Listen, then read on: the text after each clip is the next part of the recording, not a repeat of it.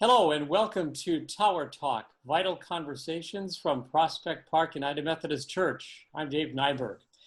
Tower Talk is designed to take a look at the issues of the day through the lens of members of the Prospect Park UMC congregation and from members of the community at large.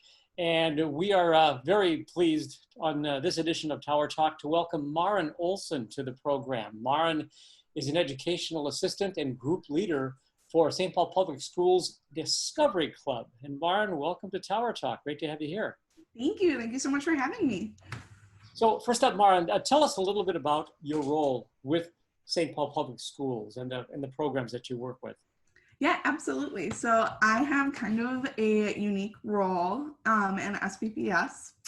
So I am an educational assistant, and typically what an educational assistant does is they assist in the classroom. They might be assigned to be in a specific classroom for the whole year, and a lot of the times they can work with students with special needs. But my role is a little bit different. I actually work in the Department of Community Education for SPPS, and I work in Discovery Club, which is an after-school program that runs through the district. And I get to plan and implement fun activities for kiddos from kindergarten to 6th grade. Wow. Yeah. That's quite a range in age. Yes, it is. It is. It makes planning challenging, but fun. Cool. Hey, Maren, before we get into more details, first off, what drew you to go into the field of education? Yeah, so when I first graduated high school, I actually wanted to be a teacher, and then I was talked out of it when I was going to college because everybody's like, you don't want to be a teacher, they don't get paid enough, it's not fun, class sizes are crazy, so I was like, okay. And then throughout college, I went into communication studies, not really knowing what I wanted to do with that. And toward the end of my undergrad career, I fell into youth studies, which is a program where it's learning about young people and how you can become a youth worker. And I was really drawn to that, and that's what I ended up minoring in. I wanted to major in it, but it was already too late. And so then I knew I wanted to work with young people, and my husband, but my boyfriend at the time, Sam, was becoming a teacher, and he was going through all his education courses. And I was like, wow, that sounds really fun. I kind of do want to do that. So I started by being a youth worker, and then I enrolled at Augsburg to get my master's to become a teacher, an elementary teacher. And I'm still in that process, but as I was kind of fumbling along, not knowing what I wanted to do next, I was an infant teacher for a little bit. I was a reading corps member for a little bit. And then I finally found Discovery Club, which is really awesome. And I think I love it more than I love traditional teaching. Wow, so it really gives you an opportunity to combine a number of loves that you enjoy. Yeah, definitely. And it's really fun because you kind of classify yourself more of a youth worker than a traditional teacher. And I think I really enjoy that aspect. So, because sometimes when you're a traditional teacher, it seems like you just stand in front of the board and you're pointing to things and talking at kids. But when you're a youth worker, you get to really engage with children. And it's kind of a give and take relationship as opposed to a traditional like give. Sure. Sure. We'll talk a little bit more about that, if you would, Maren, about that, about the work that you do with Discovery Club and how you interact with young people and the kinds of needs that you're helping to meet with the young kids. Absolutely. So Discovery Club is kind of unique in that it's a choice-based program. So typically not in COVID times, but during normal times, kiddos get to choose between a variety of activities that they want to do, and they get to even lead activities too.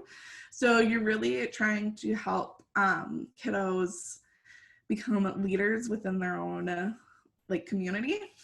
And it's not just you as an adult telling kids what to do. You really want their feedback, and you ask them, hey, what are you interested in? What are you interested in learning? And since it's not traditional school, you can do like a crazy science project one day, and then the next day you can do a really elaborate art project. So it's really awesome in that it lets kids have a say in what they learn and what they do. And then also part of my work is that recently I've also been working with students that do have some special needs. So I do some one-on-one, which means that it's just me and that kiddo, and I'm kind of there to model some appropriate social behaviors and help guide social emotional learning as well. So very much a big part of the program, it sounds like, is very much that whole idea of empowering young people, empowering kids at a very early age, and learning what it means to have that kind of responsibility and that kind of opportunity. Yeah, definitely. That's why I like it so much, because as much as I love education, I think that there's a lot of problems and a lot of things that need to be improved on. And I think that Discovery Club does a really good job of still staying like educational oriented while also providing these really awesome youth work techniques. Yeah, great. So the conversations that we've been having with Tower Talk, so much of what we've talked about is overshadowed by COVID-19, the pandemic, and certainly it's been a last several months unlike anything that any of us have seen. We've all been impacted.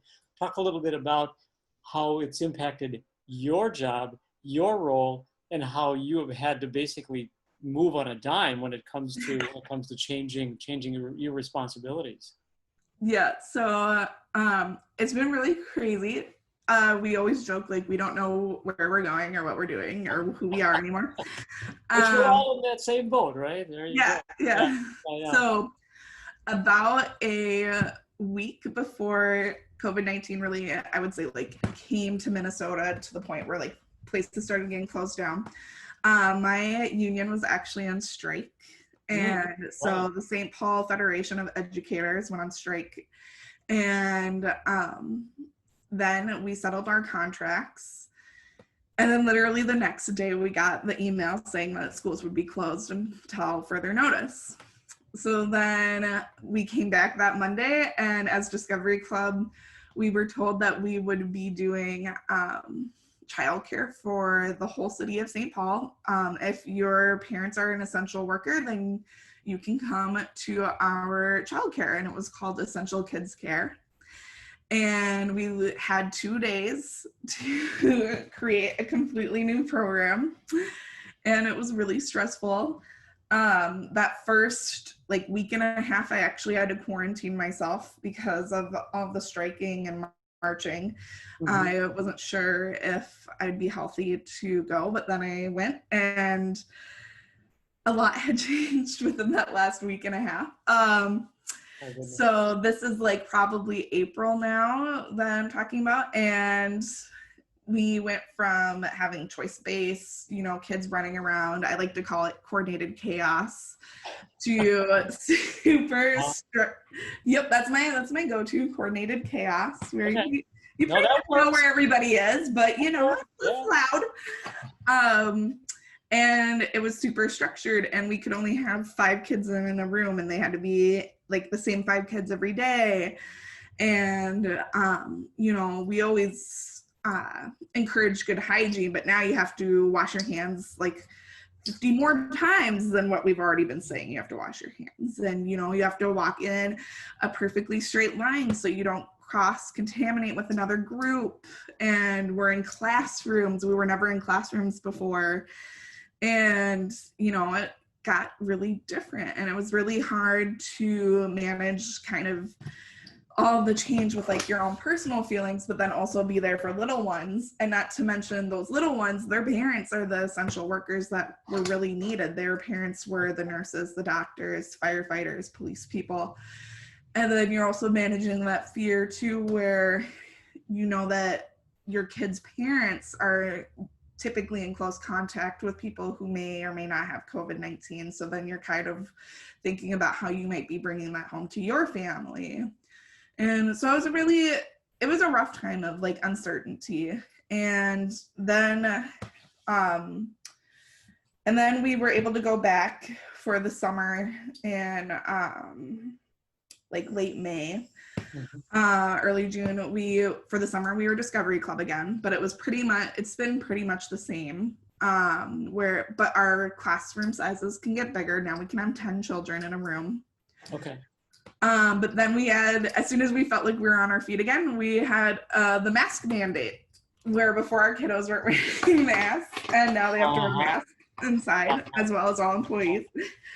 So, so I want to actually get a recording of myself saying like, make sure your mask is on your mouth and your nose. So I say that about 100 times a day. And it's hard for those little ones to remember, you know, I need my mask over both my nose and mouth, and I can't breathe. And I'm like, you can breathe. I know it's really hard. That kind of plays into a question I wanted to ask Maren as you're describing the situation. How do the kids, these young people handle this? I mean, with so many changes, and I would imagine that there were many of them, if not all of them, that were aware of, you know, the important work that their parents were doing. What was it like for them? Or what is it like for them? It's really hard for them. I would say that all of the kiddos that I've interacted with have handled it with tremendous grace.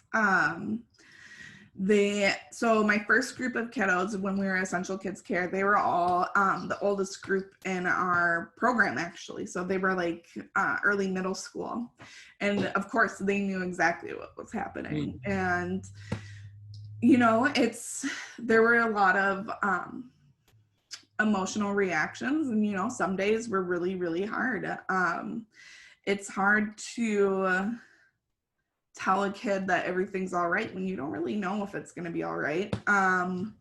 It's really hard too when they have really strong reactions to things that you would think would be really small. Like, I don't want to do 5 more minutes of distance learning. And as an adult, you're going, it's 5 minutes, just sit down and do 5 minutes. But for them, it's, you know, they don't have any control about almost anything at this point. You tell them that they have to wash their hands so many times a day. You tell them you can't talk to your friend that's in another group right now. You can't leave the room because it's dangerous. So they're having a lot of strong reactions, but I think that given the circumstances, they're handling it with tremendous amount of grace. And, you know, everybody keeps coming to us saying like, you're a hero, or like everybody, or like nurses are a hero, or doctors are a hero. And absolutely they're heroes, but like, I think that we're not giving our kids the credit that they deserve. We're like, they're heroes too, because they're going through this tremendous amount of change, and they're living in a world that they have no idea what's going on. I have one kiddo who, she was crying a few days ago because she says, I just want to see my grandma, but I can't see my grandma. And good news, she got a COVID test and it was negative, and she could go see her grandma. So that was wonderful. Right. But yeah, it's a really different world for them, and it's really hard. So how about you? How have you handled the situation, and what have you done to, as the expression goes, to take care of yourself and maintain your sense of equilibrium throughout? Yeah, that's a great question. I would say at first I was not taking care of myself at all. And I actually got to a point where I was too anxious and stressed out that like I couldn't go to work for about a week. And I had to, you know, take some serious time to think about how I'm handling things and think about how I'm working too much. Probably this was I don't know, like late April. Mm-hmm. And I did have to take like some mental health time and kind of regroup. And once I got the help that I needed, I was able to help other kiddos. I felt like I was being a better team member because I wouldn't have to just leave. So now what I do is I have had to set really strict boundaries where I'm like, work is work. And when you come home, you don't take work with you. And yeah, it's been a struggle for sure. And especially when we do so much like Zoom conferencing and stuff, because even though I am going into work every day, whenever we have like a larger meeting or something, we do it through Zoom. So it's still hard to set that boundary of not taking work home with you, because it's like, well, this Zoom meeting is at 4 and I'm done at 3. I could just go home and Right. Yeah. So what is the coming school year hold for you, Maren, or do you know yet? I actually don't know. Okay. I find out, so right now it is Monday. I find out Wednesday before our program is completely done what happens to me. So it's been a little bit stressful because our department, community education department, and the Discovery Club in general, is in charge of Essential Kids Care, which is going to be separate from Discovery Club. And I don't know if I'm going to be a Discovery Club teacher this year or an Essential Kids Care teacher. Likely one or the other. Yeah. And that also depends on what school I go to. So I don't know what school I'll end up at yet. And I have to pack up my classroom at St. Anthony Park. And we have teachers coming in like literally this week. And their rooms are completely different from when they last saw them because the engineers had to scrub everything down, and we've been moving stuff around so we are like, kids don't mess with the teacher's stuff. So yeah, I have to pack up my room, and then I have to figure out where I'm going from here. We've kind of been traveling nomads. Wow. Yeah, we started at the Rondo, or at least I started at the Rondo complex in the Rondo area of St. Paul, and then we moved to St. Anthony Park for the summer. And now we have a couple of sites open, but we don't know where we're going to go. St. Anthony's going to close because it's one of the smaller sites. So you've obviously been through a lot in such a short period of time, Maren. This might be somewhat of an unfair question, but I would love to get your perspective on where you're working with these young people. We're going through this incredible time. What kind of impact do you think this may have on the future? The future of education, the future of the kind of work that you're doing with these young people? Yeah, that's a great question. To be honest, I don't know. I know it's been so much. That's the part of the problem too, is you're dealing with these small day-to-day changes of, okay, you gotta make sure that every kid has a mask now, but at the same time, you're like kind of grappling with like these existential questions of like, what does this mean in the long run? And it's like, I don't know. I say that hopefully it means that we're more open to change in the classroom and adaptation, because that's what teachers have been having to do like this whole time. In terms of my programming, I really don't know. I'm a little bit scared because since we have to stay in such tiny groups, I mean, now our groups can go up to 15 again, but that's still not normal for us. I'm used to having like anywhere upwards of like 20 to 40 kids in my group. And like, of course there's other adults too, but with me leading a group of that many kids. So I'm worried that I won't have that again. And I don't know, I kind of wish I would have basked in the coordinated chaos when it was happening, because now I don't feel like I'm never gonna have a group of 40 kids again. So I don't know, but we can also see that as a good thing too, and that more kids are going to get the individual care that they need. And I think in the traditional classroom sense, that's really important.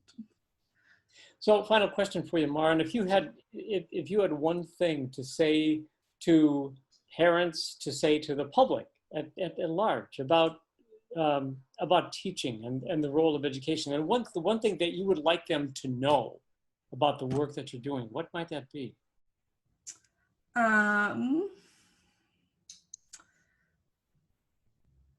Give your kids a break. Let them be kids for a little bit, because I feel like we're all really stressed. I get that parents don't want to do distance learning and that it's really hard. And this might be kind of not the right point of view, because I'm used to the world of education, but give your kids a break. It's okay if they don't finish all of their math assignment. I highly doubt that their teacher's going to be really stickler about it this year. And let them breathe, let them get outside, let them be kids for a little bit, because right now they don't really get to be kids. Wonderful, wonderful. Maren Olson from the St. Paul Public Schools Discovery Program. It's been a pleasure to talk with you. Thank you so much for sharing your insights and your perspective. Thank you so much for having me. It's been awesome. Absolutely. And if you would like more information about the St. Paul Public Schools Discovery Club program, you can learn more at spps.org/Discovery Club. And you'll find all episodes of Tower Talk on our website at prospectparkchurch.org. You can also email us at prospectparkumc@gmail.com. Angela Head Vincent is the online producer of Tower Talk. My thanks to the entire team. I'm Dave Nyberg. We'll see you next time.